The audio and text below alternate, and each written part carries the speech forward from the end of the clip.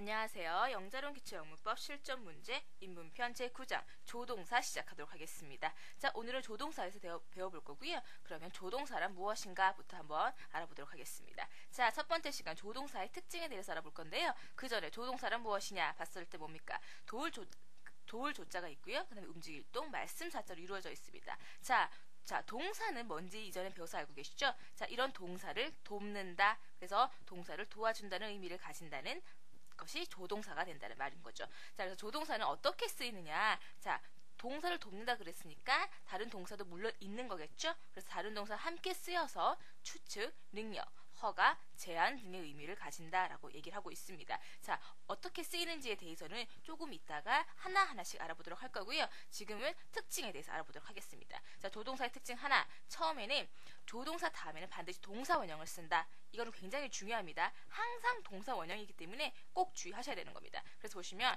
She can play the piano 라고 써있죠? 여기서 can 조동사예요. can이 조동사인데 이 뒤에 항상 동사 원형을 쓴다라는 거 기억하시기 바랍니다. 자, 그럼 두 번째 특징은 무엇이냐? 조동사는 주어의 인칭이나 수에 관계없이 언제나 같은 형태이다. 자, 이건 뭐냐면요. 자, 비동사 같은 경우에 지금 현재 시를 쓸 때 인칭과 수에 따라서 달라졌죠? I는 am, you는 are, he는 is, she도 is, they are 이런 식으로 다 바뀌었었잖아요. 그죠? 하지만 조동사는 그게 없다라는 거죠. 그래서 예문 보시면 I can play the piano. 그렇죠? 그 다음에 he도 마찬가지로 he can play the piano. 자, 지금 현재 시제에서 1인칭이건 3인칭 단수이건 상관없이 똑같이 쓴다라는 말인 겁니다. 그래서 오히려 더 쉬울 수도 있겠네요. 자, 그럼 세 번째 특징은 무엇이냐? 조동사의 부정은 조동사 플러스 not이다. 자, 이거는 앞에서 저희가 부정문을 만들 때 조동사는 어떻게 만드는지 할 때 배웠던 거죠. 그 조동사 다음에 not이 온다. 그래서 예문 보시면 she cannot play the piano 이런 식으로 쓸 수 있다는 거죠. 자, 네 번째 의문문은 어떤 어순을 가지느냐? 마찬가지로 앞에서 의문문 배울 때 조동사는 어떤 어순을 가지는지 앞에서 배운 적 있죠. 그래서 다시 한번 특징을 정리하면서 얘기를 하는 겁니다. 그래서 의문문은 어떤 어순이냐? 조동사가 나오고 주어가 나오고 동사 원형이 나온다. 앞에서 했었죠? 주어와 동사의 위치를 바꿔준다. 그래서 조동사가 앞에 오고 주어가 뒤로 가고 그 다음에 동사 원형이 온다. 그래서 Can you play the piano? 라는 문장이 되는 거죠. 자, 다섯 번째 의문사가 있는 경우는 어떠냐? 조동사 의문문은 의문사가 맨 앞에 오고요. 그 다음에 조동사가 오고 그 다음에 주어가 오는 거죠. 자, 보시면은 뒤에 여기에 can you do for me? 라는 부분을 보세요. 보시면 can you 이제 play가 쓰였고요. 여기서는 do가 쓰였고요. 나머지는 문장 구성 요소인 거죠. 봤었을 때 그냥 의문사가 맨 앞에 온다라고 생각하시면 되세요. 의문사가 맨 앞에 오고 그 다음에 일반적인 의문문의 그 어순을 따르는 거죠. 그래서 What can you do for me? 라는 문장이 완성이 되는 거예요. 나를 위해 무엇을 할 수 있니? 자, 의문사가 있는 조동사의 의문문은 의문사가 맨 앞에 온다라는 거 유념하시면 되겠습니다. 자, 이렇게 조동사의 특징에 대해서 알아봤고요. 여러분 교재 34페이지에 보시면은 여러 가지 조동사와 그것의 부정형, 그리고 축약형, 과거형 등에 대해서 열거를 하고 있습니다. 이 부분은 반드시 외우셔야 되겠네요. 그래서 이 부분 외우시라고 다시 한번 말씀드리고요. 그러면 두 번째 조동사의 종류에 대해서 알아보도록 하겠습니다. 자, 아까 전에 제가 조동사가 뭐 쓰임에 따라서 뭐 추측, 능력, 허가, 뭐 제한 등의 의미를 가질 수 있다고 얘기했죠. 그래서 지금 각각 동사가 어떻게 쓰이는지에 대해서 알아보도록 하겠습니다. 자, 첫 번째 조동사는 can입니다. 굉장히 많이 쓰는 종류이죠. 저희가 볼 때 can은 어떤 의미를 갖고 있느냐? 지금 보시면은 크게 하나, 둘, 세 가지로 나누고 있습니다. 능력 가능성의 can, 그 다음에 허가를 나타내는 can, 추측을 나타내는 can. 자, 하나씩 보시면 능력 가능성을 나타내는 can은 어떤 뜻으로 쓰이냐? 할 수 있다 라는 의미로 쓰이고요. 중요한 사실 be able to 랑 바꿔 쓸 수 있습니다. 이 부분은 시험 문제에 많이 나오니까요. be able to 능력이나 가능성을 나타내는 can은 be able to와 같은 뜻이다. 요거 기억해 두시기 바랍니다. 그래서 I can drive a car 같은 경우는 어떻게 바꿀 수 있을까요? I am able to drive a car로 바꿀 수 있겠죠. 요거 기억하시고요. 두 번째 의미, 허가를 나타낸다. 그래서 뭐 해도 된다라고 쓸 수 있습니다. 그래서 you can use my computer. 너는 내 컴퓨터를 사용해도 좋다. 쓰일 수가 있고요. 그런데 허가를 반대하면 뭐겠어요? 금지를 나타내겠죠. You cannot play baseball at night. 너는 밤에 야구를 해서는 안 된다. 뭐뭐 해서는 안 된다라고 해서 cannot 같은 경우에는 해서는 안 된다라는 금지 의미를 나타낼 수 있다라는 겁니다. 자, 그러면 세 번째 can의 의미 추측을 나타낼 수가 있어요. 그래서 추측을 나타내는 can은 부정문에서 쓰이거든요. 부정문에서 쓰여서 뭐뭐 일리가 없다라는 부정의 추측을 나타내는 겁니다. 그래서 이 cannot be true, 그것은 사실일 리가 없다라는 의미로 쓰일 수가 있다라는 거죠. 자, 이렇게 can에 대해서 한번 알아봤고요. 그러면 두 번째 조동사, 이번에는 may입니다.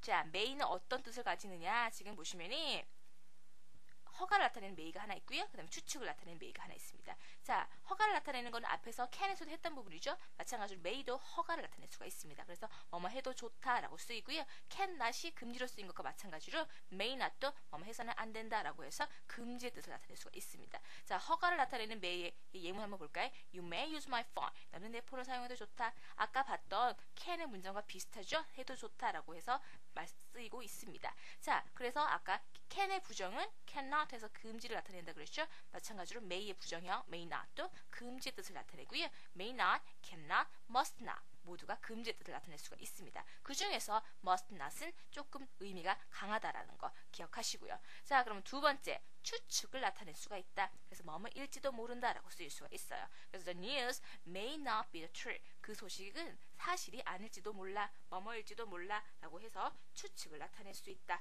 아까 can에서 봤던 추측은 뭐였어요? 뭐뭐 일리가 없다라고 해서 부정의 의미로 쓰였죠. cannot으로 쓰입니다. 하지만 여기서 추측에서 여기 may의 추측이 뭐뭐일지도 모른다라는 거 구별해서 기억하시기 바랍니다. 자, 그러면 두 번째 묶음 한번 넘어가 볼까요? 자, 첫 번째 볼 것은 조동사 will. 자, will 많이 봤었죠? 언제 봤습니까? 미래 시제를 할 때 많이 봤던 거예요. 그죠? 그러면 조동사 will이 어떻게 쓰이는지 또 한번 보도록 하겠습니다. 자, 첫 번째 쓰이는 거 단순 미래 will. 뭐뭐 될 것이다, 뭐뭐일 것이다 라고 단순한 미래를 나타낸다. 아까 말씀드렸던 부분이죠. 미래 시제를 사용할 때 썼던 조동사 will 되겠습니다. 그래서 it will be fine tomorrow. 내일 날씨가 좋을 것이다. 이런 식으로 해서 그냥 단순한 미래를 나타내는, 주어의 의지와는 관계없이 앞으로 뭐뭐 될 것이다, 뭐뭐일 것이다 라고 해서 단순한 미래나 미래에 대한 추측을 나타내는 단순 미래이다 라는 거 기억하시고요. 자, 그럼 두 번째, 주어의 의지를 나타내는 will. 자, 이것도 마찬가지로 앞에서 저희가 미래 시제를 할 때 will과 be going to를 구별하면서 했던 거 기억나시나요? 그래서 will은 약간 주어의 의지를 나타낼 수 있다라고 얘기를 했습니다. 그래서 앞으로 뭐뭐 하겠다라는 주어의 의지를 담고 있다. 그래서 예문 보시면 I will do my best. 나는 나의 최선을 다할 것이다 라고 해서 여기서 will은 뭐뭐 하겠다라는 주어의 의지를 나타낸다는 거죠. 자, 그러면 세 번째, 추측을 나타낼 수가 있습니다. 자, 보시면 will, 아마도 뭐뭐일 것이다 라는 추측을 나타내는 거죠. 그래서 she will probably be right. 그녀는 아마 옳을 것이다 라고 해서 추측을 나타낼 수 있다라는 것도 기억을 하시고요. 자, 그럼 네 번째, 요청의 will you. 뭐뭐 하겠어요? 라고 해서 상대방에게 의뢰나 권유를 할 수 있다. 자, will you 어디서 많이 봤었죠? 부가의문문 할 때, 그죠? 부가의문문 할 때 앞에서 명령문 하고 뒤에 will you 해서 저희가 붙였던 거 기억나시나요? 왜냐? 상대방에게 명령을 하고 나서 그 다음에 해주겠니? 라고 묻기 위해서 will you를 쓴다 그랬어요. 마찬가지 의미인 거죠. 그래서 will you open the window? 그러면 창문 좀 열어줄래요? 하고 요청을 한다는 거죠. 여기서 하나 더 알아두시면 would you를 쓰면은 좀 더 공손한 표현이 됩니다. 그래서 보시면은 자, 공손의 정도를 한번 알아보도록 합시다. 자, 뭐뭐 해주시겠어요? 해서 can을 쓸 수도 있다 그랬어요. 그죠? can도 허가를 나타내서 뭐뭐 해도 돼요? 이렇게 물어볼 수 있다라고 했었죠. 자, 그러니까 그러면 이런 요청을 나타내는 can과 will, could you, would you 이렇게 쓰는 것들은 어떻게 공손의 정도를 나타내느냐 봤었을 때 우선은 can가 가장 캐주얼한, 그러니까 보통적인 표현이고 그 다음에 could you 쓸 수가 있고요. 그 다음에 will you, 그 다음에 would you 순서로 공손한 정도를 나타내고 있습니다. 요거는 그냥 팁으로 알아두시고요. 자, 그리고 하나 더 알아두실 표현 would like to 동사원형 뭐뭐 하고 싶다. 이 표현은 수고로서 많이 쓰니까 따로 외워두시면 좋겠네요. 그래서 I would like to buy the book. 나는 그 책을 사고 싶다. 바꿔서 얘기하면 I want to buy the book으로 쓸 수도 있겠네요. 하고 싶다 라고 해서 would like to 플러스 동사원형 쓸 수 있다는 거 기억해 두시기 바랍니다. 수고로 많이 쓰이는 표현이세요. 따로 기억해 주시면 좋겠습니다. 자, 그러면 네 번째 조동사의 종류. 세 번째죠. 종류 알아보도록 하겠습니다. 보시면은 조동사 must가 첫 번째로 소개되고 있네요. 자, must는 어떤 의미를 가지느냐? 필요, 의무를 나타냅니다. 그러니까는 뭐뭐 해야 된다, 너는 해야 된다. 그러니까 당위를 나타내는 거죠. 그래서 have to, has to, 과거형으로 쓸 때는 had to로 바꿔 쓸 수 있다. 이것도 마찬가지로 외워두셔야겠네요. 자, must는 의무를 나타낼 때 have to와 have to 혹은 has to로 바꿔 쓸 수 있다. 언제 have to가 has to겠어요? 자, have가 어떨 때 have를 쓰고 어떨 때 has를 쓰는지를 알고 계시죠? 마찬가지 원리세요. 그러니까 3인칭 단수일 때는 had to를 쓰시는 거고요. 나머지는 have to를 씁니다. 그리고 과거형을 쓸 때는 had to를 쓰시는 거고요. 그래서 must를 과거형으로 나타내고 싶으면 had to를 쓰시면 된다는 겁니다. 그래서 예문 보시면 you must stop smoking. 너는 금연을 해야만 한다. 라고 해서 굉장히 조금 강한 어조라는 거 기억하시고요. 자, 그리고 must는 또 어떤 뜻을 가질 수가 있느냐? 강한 추측을 나타낼 수가 있습니다. 뭐뭐임에 틀림없다. 자, 그래서 he must be ill. 그는 아픈 것임이 틀림없다. 자, 앞에서 저희가 추측했던 기억나시나요? can 부정형으로 해서 부정문으로 해서 뭐뭐 일리가 없다라고 했다 그랬죠? 자, 그래서 must 강한 추측을 나타내는 must의 반대는 cannot을 사용할 수 있다는 것이죠. 뭐뭐 일리가 없다. 그래서 it cannot be true. 그것은 사실 일리가 없다라는 것과 이제 그런 뜻을 가지게 되는 겁니다. 자, must의 강한 추측을 나타낼 때는 반대어로 cannot을 쓸 수 있다라는 것도 기억을 해두시고요. 자, 보시면은 모든 조동사들이 약간 겹치는 부분도 있고요. 연결되는 부분이 있기 때문에 자세히 보시면서 어느 것과 짝이 되는지 어느 것과 반대어가 되는지 구별하시기 바랍니다. 자, 그러면 세 번째 강한 금지를 나타내는 must not. 자, 아까 전에 의무를 나타낸다 그랬어요. 그죠? 그래서 must가 뭐뭐 해야만 한다. 그럼 이거를 반대어로 써주면 뭡니까? must not을 하게 되면은 해서는 안 된다 라고 해서 강한 금지를 나타낸다는 거죠. 그렇게 어렵지 않으시죠? 그러니까 뭐 앞에서 봤던 필요 의무를 나타내는 must not 그리고 강한 금지를 나타내는 must not 짝지어서 생각하셔도 되겠네요. 그래서 뭐뭐 해서는 안 된다라는 강한 금지의 뜻을 갖는다. 그래서 you must not tell a lie. 너는 거짓말해서는 안 된다라는 강한 금지를 나타내고 있다라는 걸 기억을 하십시오.